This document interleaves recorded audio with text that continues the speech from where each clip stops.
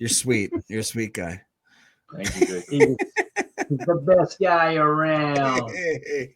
All right, up next. This is an exciting pick, man. Savion Williams out of TCU. They had him listed at 6'5", 225. I think he's actually 6'3", almost 6'4", 225 pounds. PFF grades 58, 60, and that was like minimal snaps, right? Didn't even register the enough snaps to be ranked at his position. And then in 2022, a 58.9, then he jumps to a 72.4, and then to a 78.9. Run grade 90.5. If you guys have not seen the Wildcat footage of him running the Wildcat, his lateral explosion is absolutely wild. He can go up and high point the ball. Mm-hmm. He's good at yak, making guys miss underneath. I think this is one of those guys, especially being in the third round, you're going to try to work him into the offense a little bit, right? And you're going to look to replace Romeo Dobbs. I personally believe you'll be trying to replace him going into next year. And who knows, man, Goody may be looking to trade Dobby. That could happen. I think we would all agree, and if someone disagrees in the chat, let us know. It kind of feels like Romeo Dobbs is on his way out. And I'm not saying that's what I want. It's just that's what it feels like. You know what I mean, Jacob? But hit on that and hit on Savion Williams here, man. Yeah, I mean, we all know that the Packers front office is nothing but business. As soon as you think that you can buddy up to a player and think that, hey, man, they just love him and they're never going to cut him, it's like, no, they are ruthless. They are brutal. They will make business decisions every single year, and we've seen that time and time again. I think that's exactly what we just saw. Somebody in the previous episodes talk about how Goody, this is a contract draft where he's looking at replacing certain players because he does not want to have to pay them if they're going to be asking for exorbitant amount of salary, that kind of stuff, especially in the wide receiver room, which nowadays it's crazy, man, what these guys are getting. So he goes and he gets two wide receivers, one that he could definitely have the fifth year option with, another one that is a gadget guy that can absolutely be a puzzle piece that we're using in multiple different ways, plus the kicking game, the kick return game, that kind of stuff. And then I really do think that it puts a lot of them on notice. Me and Tim obviously do not want to see guys like our back of the roster favorites, like our Malik Keiths, our Bo Meltons, Hicks, those types of guys. But the thing is, it's a business, and every year we have to have the best 5, the best 6, whatever it is we're putting out on our 53-man roster.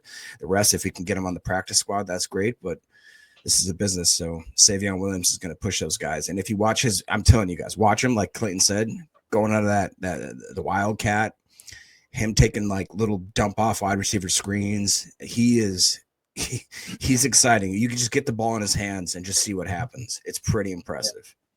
And last year he played 46 snaps at quarterback. That's where he was playing Wildcat. 38 snaps in the backfield as a running back, whether it was sidecar or he may have been lined up in an ace set. I'm not sure. 95 slot snaps. Everybody says, "Oh, great, another gadget guy." Guys, he played 345 snaps out wide. So he is a wide receiver. He plays outside, but he can kick inside and do some of the gadget stuff. So just wanted to point that out as well. Shout out to Brambo in the chat. Good to see you guys today. Go Pack, go. Brambo. Absolutely. One of the highlights of the entire weekend for me was seeing you there with your son. That's what it's all about.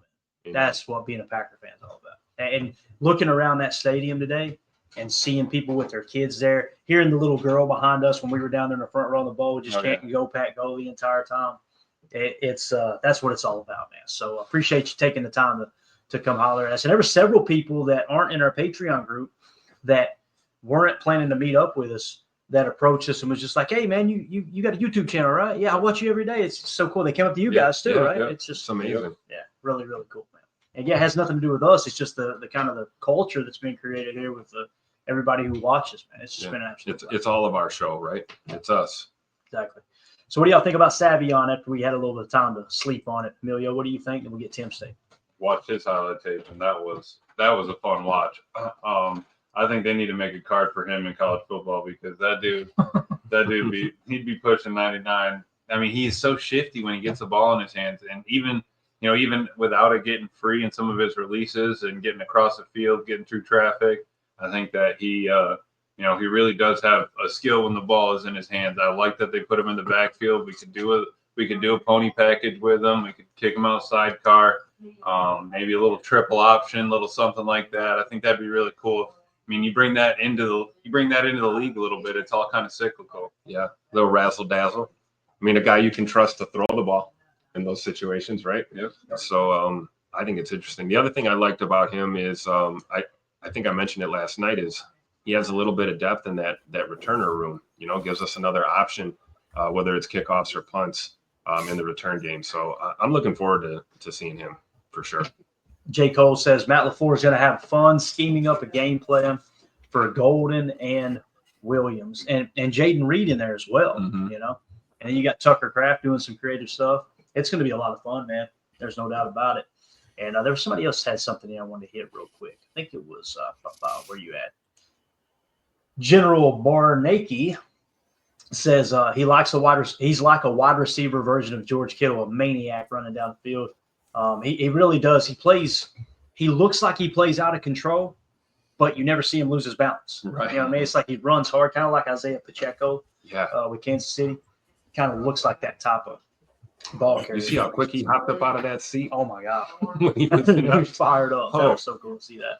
So, Jason White highlights probably the biggest thing that people are maybe rolling their eyes about is that the drop rate was definitely above what we want, but the thing is too is that this is not your type of normal type of receiver. This is a type of hybrid, like a guy that's going to do a lot of stuff behind the line of scrimmage, and I wouldn't be too worried about it. And plus, it's the Packers. We love guys like that, We definitely got a top in that regard. Like they went out and got Savion Williams. Was like, I don't care about his drops. He's that good. Yeah. I was wanting to look a little bit in some of the advanced metrics, but PFF's acting a little wonky for me. So what can you, Coach Len, great point right there. What does that mean? Can you explain that? Mm-hmm. Go ahead. Go let Clayton explain it. Clayton. So talking about Gunner, if you guys remember, there's a player. I'm trying to think of his name. Played for the Patriots, and Coach Lynn will probably think of it right off the back. His dad played in the league forever. He was a Patriots team captain for like 8 or 9 years in a row, and he was always on the All-Pro team for special teams. I can see his name, Matthew Slater, I think was his name. Slater. I think it was, there you go. Bramble got it. Yep. A gunner is when you punt, and I think kickoff it applies as well. They may call it something a little bit different. He's the dude on the outside that his sole purpose is they're probably going to double you out there if they're setting up a return. You got to fight your ass off, want it more than them, beat their blocking, and then full speed smack the returner right in the mouth. Mm-hmm. Yep. That's what it is. Lance says no sound. Is that true, Jacob? Can you hear us? No, it's probably true for Lance, but not for us. Got it. Lance, put the pop down and unmute the TV. All right. Now, hopefully you guys can hear us. I'm just joking. So that's what a gunner is, that type. And you correct me if I'm wrong, Coach Lynn. That's what we're talking about, right? We're talking about that guy to kind of spear. Basically, you're the spearhead of special teams to get downfield and tackle the return. In some cases, it's not even about tackling. Like you'll hear people complain because the gunner runs right upfield by, right? They'll run right upfield by the returner. Like, all right, he just keeps running by him. What he's trying to do is their set's probably trying to force and funnel the returner into the middle of the field in that specific play. So you play the outside shoulder of the return guy. And if he goes outside, it's on you to contain and clock him. And if he cuts it back in, then you just funnel him right back into the teeth of the special teams, if that makes sense. So that's what a gunner is. So anything else on Savion Williams, guys? No. All right, let's move it along here. Next, we got Baron Sorrell. All right, now I'm going to hit on a couple of things real quick before we get to his PFF grade. I'm going to show you guys what it was like in the bowl today as they were announcing picks. And it may be hard to see